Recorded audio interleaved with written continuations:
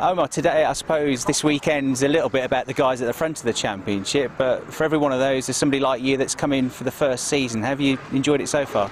Oh yeah, it's been brilliant for the first season. I've really worked well since Genk, from which I was like 40th and really bad, and I've really picked up really quickly and it's been really good. Obviously I've enjoyed it a lot and it's been really fun.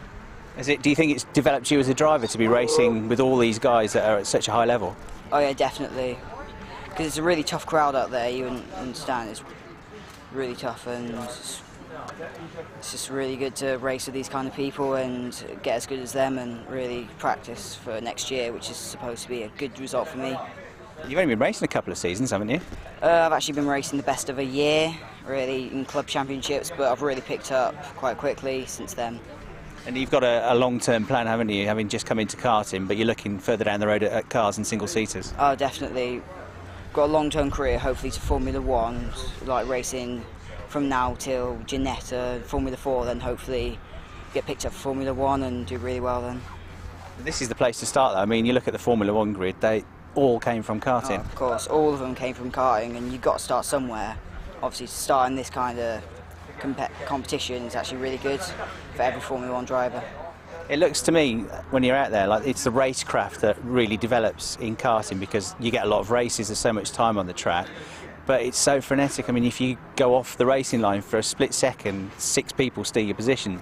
Yeah, it's a tough crowd out there, and they all want the position as bad as you do. I mean, yeah, like you say, if you go off a bit and you've been overtaken by 6 people, and it's just really hard out there. But it's a good crowd, it's good to learn.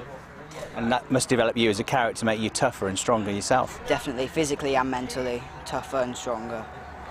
And racing here at Salbris, now you're at the end of the season, do you have that bit more confidence in what you're doing, the setup of the car? Have you been able to work on that side of things as well? I've had a lot more confidence than when we started at Genk. Obviously then I was still practically a novice, but I've really picked up since then.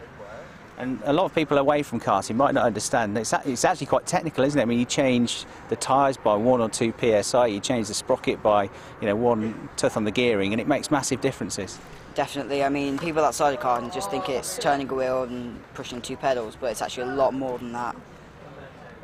And so you have to work all the time. When you're not on the track, you're working with the engineers at how to improve the setup. Yeah, you're working all day basically, but it's good fun though, it's really good fun. Even though it's expensive, it's worth every penny of it to me.